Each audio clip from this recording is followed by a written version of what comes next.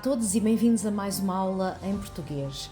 Vamos dar continuidade ao estudo de Luís de Camões, neste caso no que diz respeito à épica, e tendo em consideração que já fizemos na sequência didática anterior referências quer à vida quer à obra deste autor, vamos então passar mais diretamente já à referência aos Lusíadas.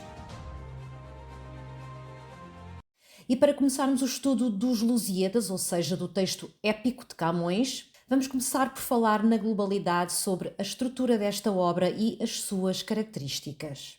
Sendo assim, no que diz respeito à sua natureza, podemos considerar que os Lusíadas é uma epopeia, ou seja, um poema épico que constitui o mais elevado género literário cultivado pelos gregos e pelos romanos. Mas o que se pode considerar uma epopeia ou poesia épica? A epopeia, na sua globalidade, é o contar a história de feitos grandiosos, quer de um povo, quer de um indivíduo. É Aristóteles, um filósofo grego do século III a.C., que se atribui o primeiro estudo sistemático sobre a poesia.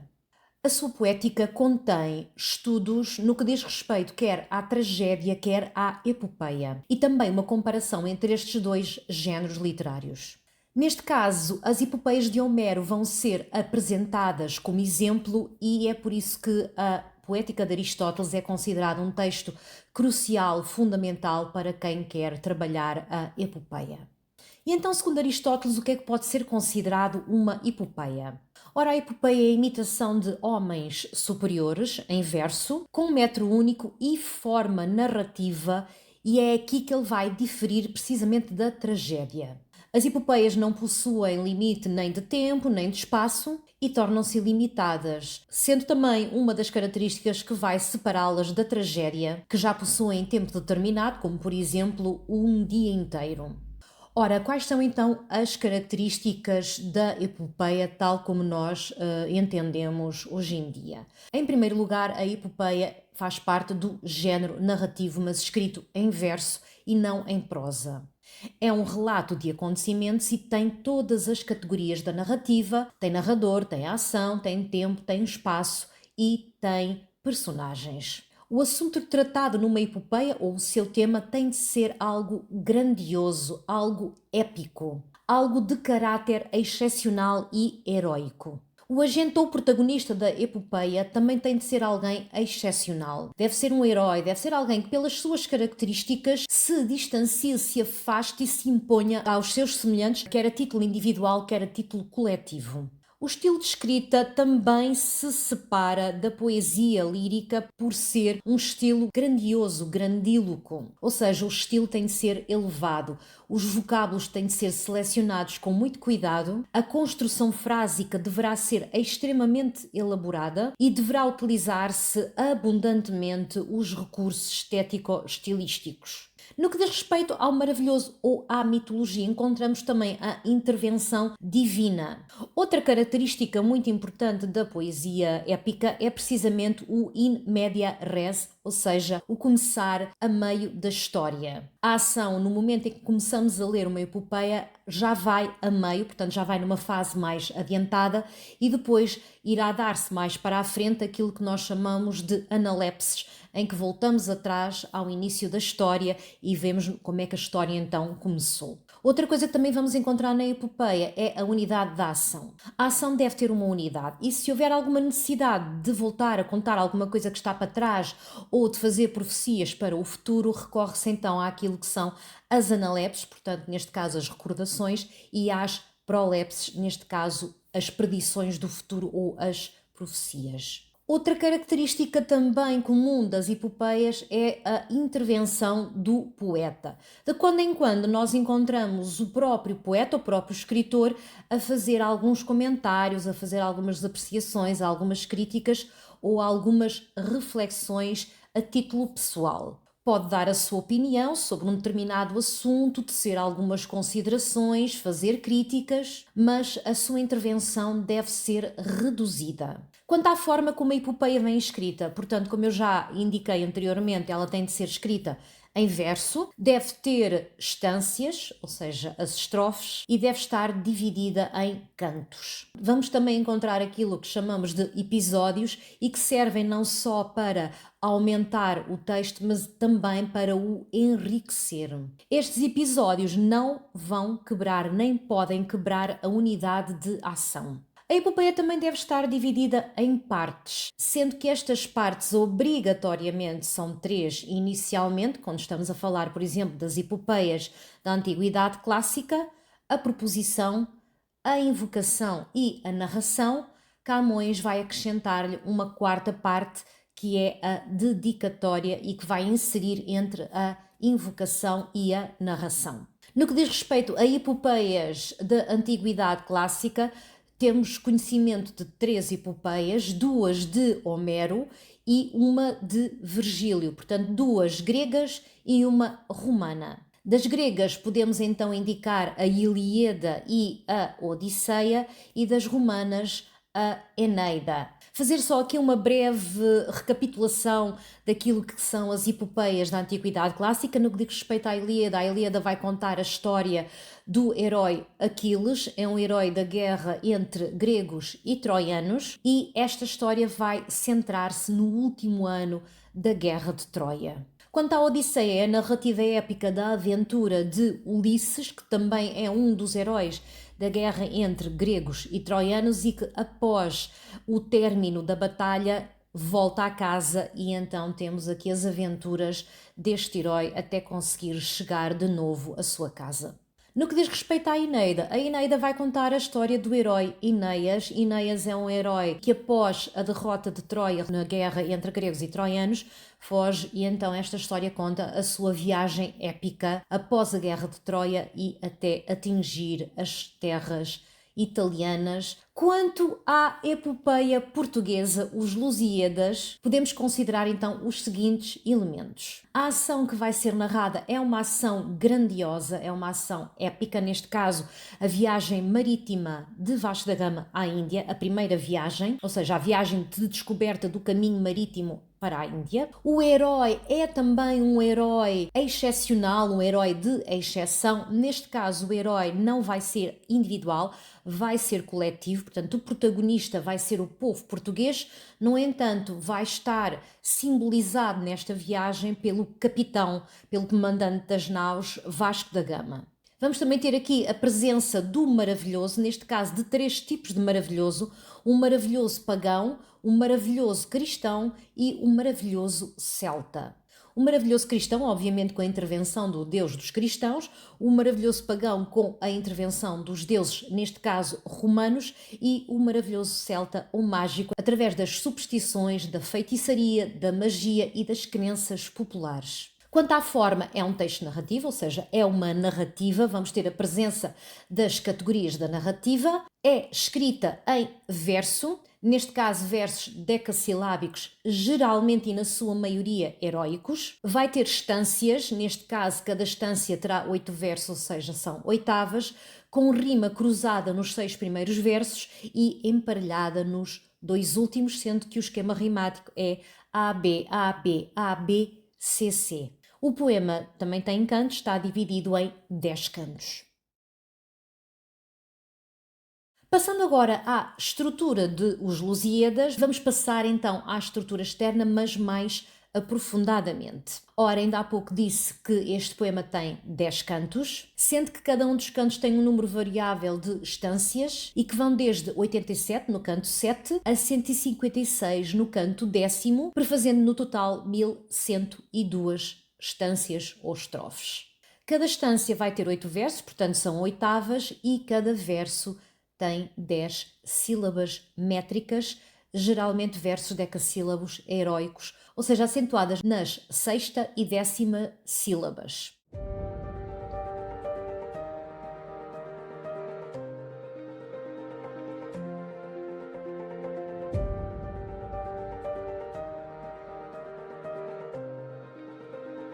E passando agora à estrutura interna, podemos afirmar que Camões segue fielmente as regras da estrutura interna da epopeia clássica.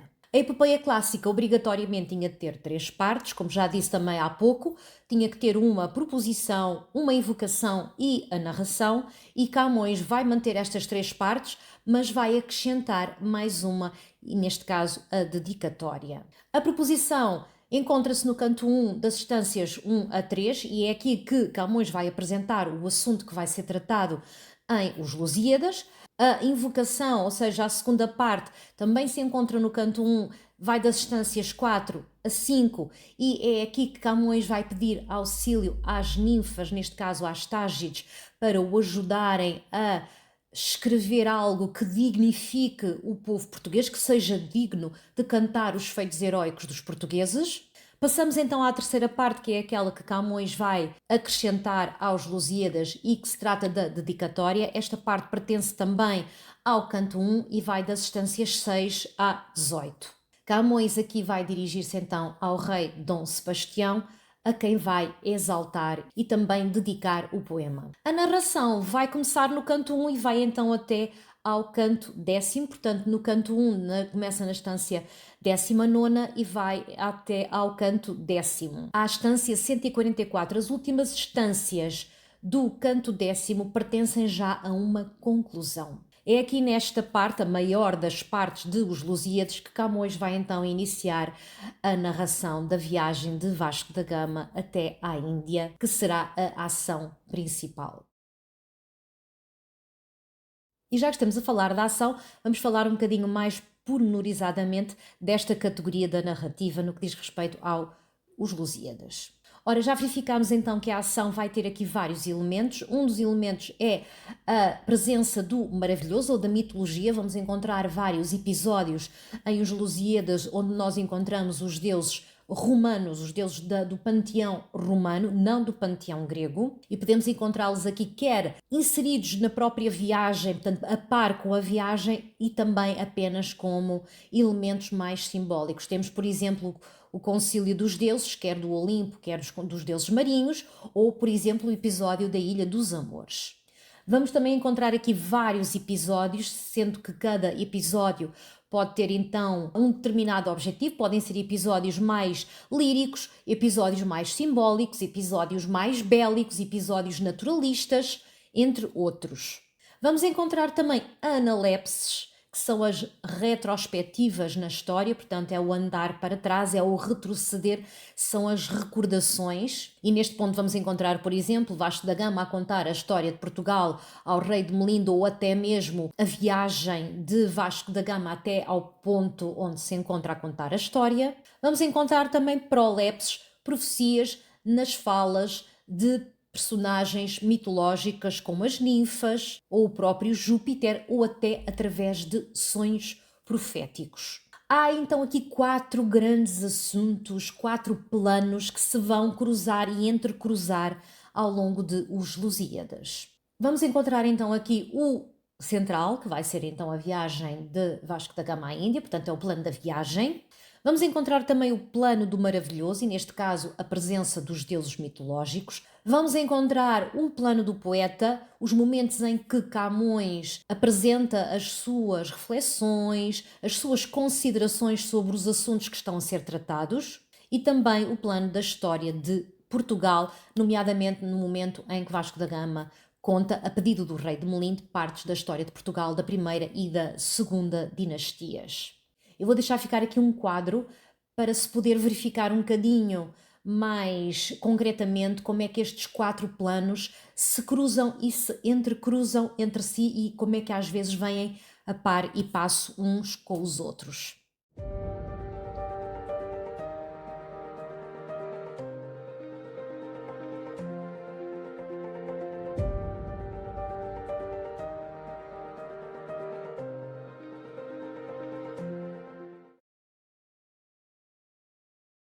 Quanto aos narradores desta ação, vamos encontrar aqui 4 narradores da história.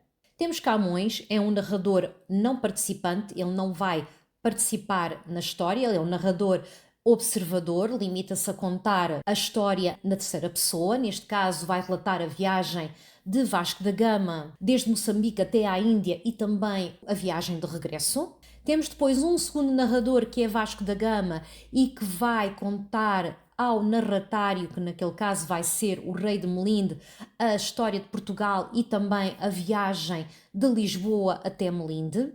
Temos depois Paulo da Gama, já em Calicut, que vai contar ao Calicual alguns factos da história de Portugal e também explicar-lhe o significado das 23 figuras representadas nas bandeiras que vêm nas naus. Por fim, temos Fernão Veloso, que será um narrador que existirá apenas no momento em que, antes de chegarem à Índia, enquanto se encontram nas naus e para passar o tempo, Fernão Veloso vai contar então a história de um episódio cavalheiresco e que vai ser os 12 de Inglaterra.